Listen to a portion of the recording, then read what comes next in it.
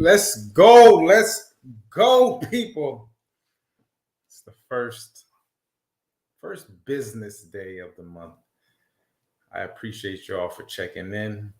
It's May the 2nd, 2022. I don't know. You know, we always try to attempt to come up with something with numbers. I don't know, if you flip the 5 over, then it's a 2, right? I don't know. Make up something with the numbers. I'm sure these numbers mean something. They mean something to somebody. They mean something to me. It means I'm alive. If you're checking me out right now, it means that you're alive. And I appreciate you guys for checking in each and every Monday with me. Whatever it takes. Apart from this show, I also do a couple other shows, and there's some other shows that I want to highlight. The first show being on Wednesdays. It starts with me. The brother Joel Simmons interviews different people, different energies, different entrepreneurs, etc. Go check out those shows.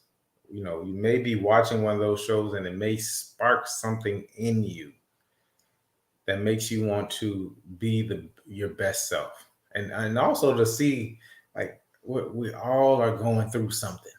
We all have come through something. We all have our different experiences. Go check out those testimonies. Nobody interviews anyone better than Joel. Next, we got our Friday Community Beacon. Guys, listen, 6:30. This month, we'll talk about changing the narrative, what we're doing to change the narrative, whatever that means to you.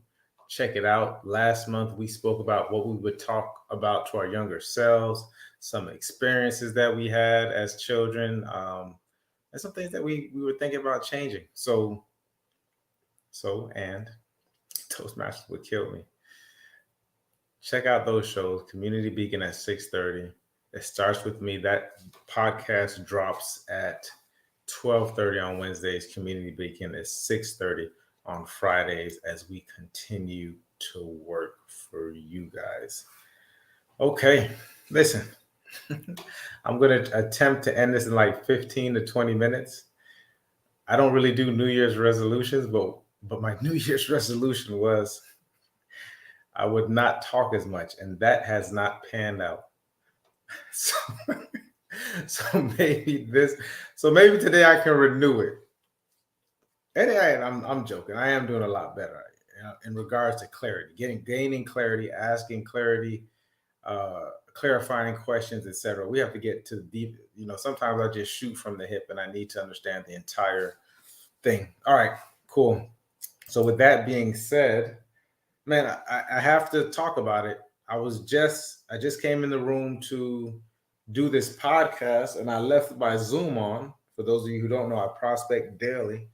We get up, we start prospecting, and prospecting means that we're making sales calls. We start at 8 o'clock in the morning, looking for buyers, looking for sellers of homes, people that need to move, people that we can support. And, I left the Zoom call on. Didn't even think about it. Haven't been back in this room since I left earlier, I think around 12 o'clock. And they're still at it. Last time I checked, they're still making phone calls. It was 8:30. I know they're not doing it now. Shouts out to Joe, Tenacity Foundation. Always checking in. I appreciate the love all the time.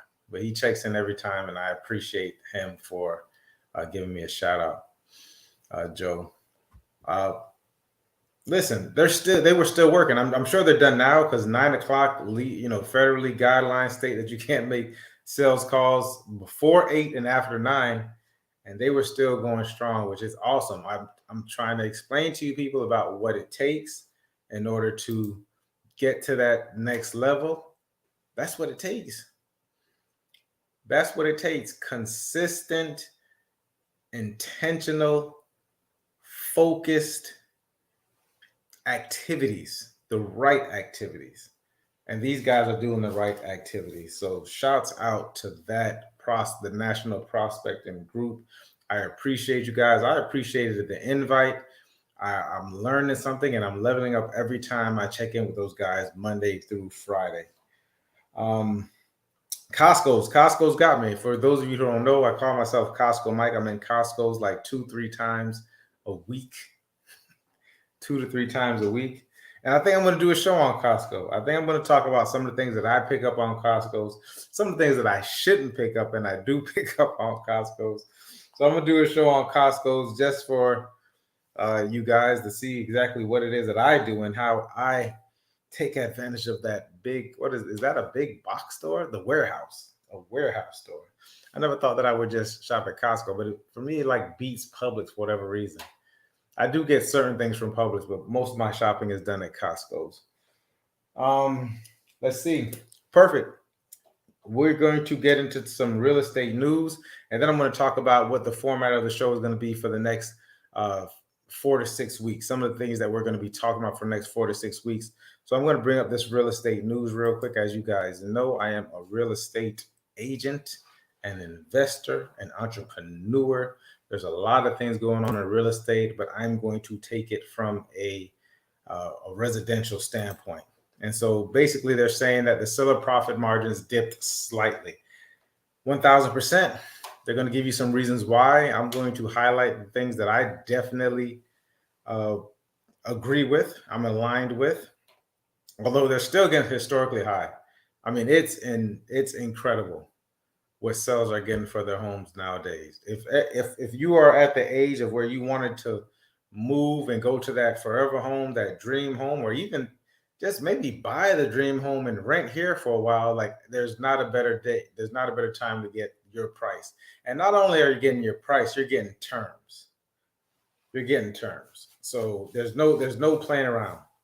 The buyers are willing to do whatever it takes to get into a home. And I can't speak on that enough. I just went through a couple of things recently with a contract that I was astonished at what these buyers were willing to do in order to get to the home. It's the time. Let's see. It says that it dropped from 47.2%. The first quarter profit margin was down from 51.6% in the fourth quarter of 2021. Okay, so we're talking about maybe a 3.5% shift. Those shifts mean something. It says the typical return on it still remains historically high. I agree. Terms, listen, price is just the beginning. The terms is what's getting me right now. You could always put a home and get a decent, price. Well, not as high, but you're getting these prices, but the terms. And what do I mean by terms? I mean waiving inspections, covering appraisal gaps, $40,000, $50,000, $60,000. I've never seen this many people talk about escalation clause, which I'm not a big fan of. However, you got to do what you got to do. It says the typical single family home sale nationwide had a median gross profit of $103,000 in the first quarter. That's down from $107,000 in the fourth quarter of 2021. But the first quarter median is significantly above the profit of $75,001 from a year earlier. I love how they work these stats. Guys, I'm a high C. So I check these things out. Okay, so the fourth quarter, we got to think about the type of people who are selling and the type of people who are buying during the fourth quarter from October, November, December. Those are very serious people that have to be in a home. Job relocations at around that time, relocating to a different job. Like nobody wants to make moves during the holidays unless they have to. So that's why you'll see something like this. I don't think it's necessarily the which they'll talk about. They're going to talk about the rising mortgage rates, which are still historically low. They're not as low as they were, but they're historically low still. We're talking about coming down from 8-9% 30, 40 years ago. So I think right now it's at around a 5. Last time I checked, I saw some 4.6s from certain lenders at one point. I'm sure those, and I think it did take a dip, so I'll have to check it. But 103,000 in this first quarter. To me, people think that October, November, December are the worst month, are the slower months to buy homes, and this is going to be excellent because I'm going to actually put this into what we'll be talking about this month. So I'll get into that a little bit more a little bit later, if you remind me. It says home prices simply can't continue to go up as rapidly as they have for the past few years. Absolutely can't. I agree. The combination of higher prices, rising mortgage rates. Here's the thing: they're saying the combination of higher prices. We're talking about supply and demand, right? So once the demand isn't as high, then of course the prices have no choice but to come down or to stabilize to where people are willing to buy. Now, we're gonna see a stabilization, is what I'm gonna call it. We're going to see a stabilization. It says that it's pricing some prospective buyers out of the market. That changes if we put more homes on the market, because what it's saying is that a prospective buyer, and it was crazy. I saw some numbers the other day, but if you were able to buy a $500,000 house at that 3%, between 3 and 3.5, now you're down to like 4.25. You're looking at 4.25. And if you see more homes start to come on the market, especially as we're in the midst of spring, but we're about to head into the summer months, you're going to see a lot more homes come on the market. But you're also going to see a lot of people buying and coming down to Florida and retiring here, getting ready for the winter. So be on the lookout for that. It says the highest rate of inflation in 40 years. Maybe pricing some prospective buyers out of the market, which means you may begin to see lower. So I don't think so. There's so many savvy buyers that are ready, like they're ready to buy. And, they're going to find this money some way, somehow. Ultimately, as affordability worsens, price appreciation should slow down. We'll see. The largest quarter decrease in profit margins in metro areas were Santa Barbara, California. Margin down from 72.9% in the fourth quarter. That's interesting. That's a huge jump. Boise, Idaho down from 110% to 88%. Texas, St. Louis is down from 37.6% to 23.9%. I want to say something about St. Louis, but I shan't. The housing market has been showing the early signs of normalizing. I agree. Contract signings dropped in March.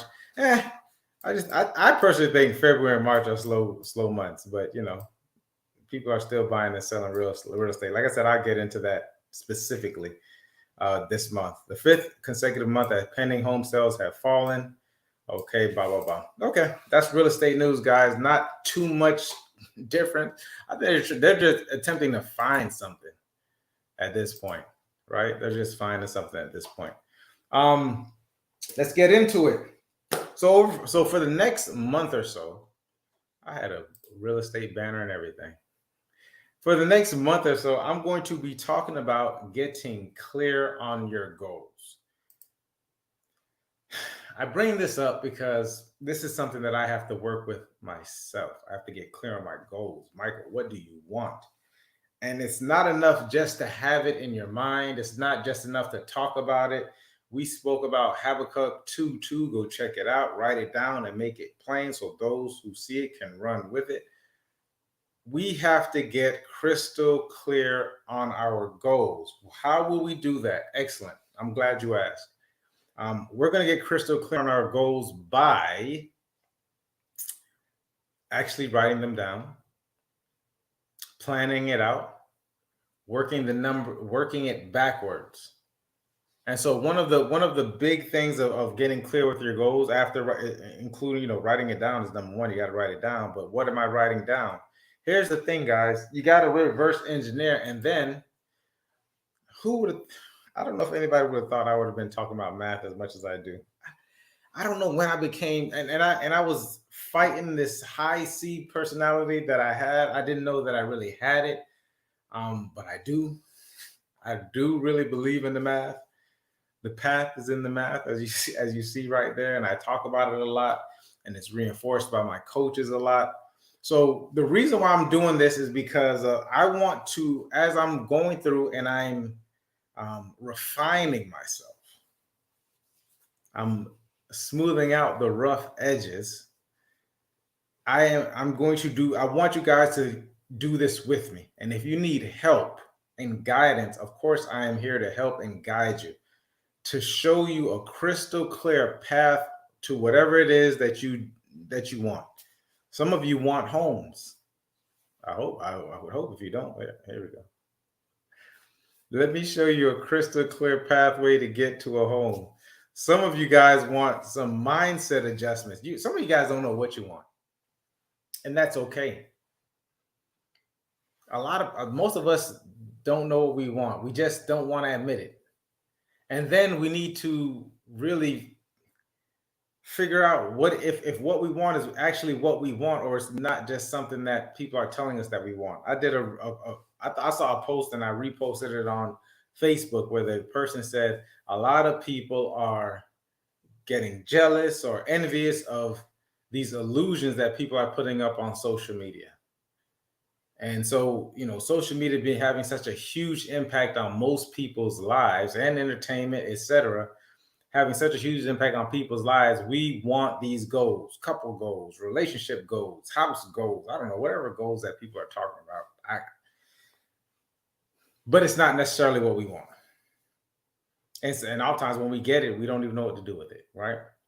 Okay, so that's when we figure it out. So I think it's time to get crystal clear with our goals.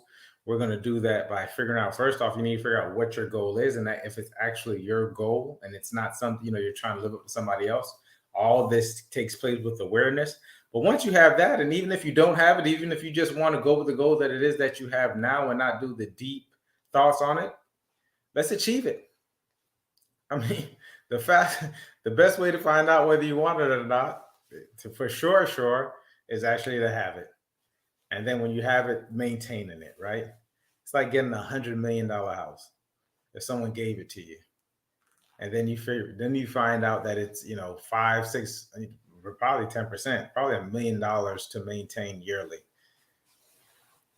You won't have that house for a year.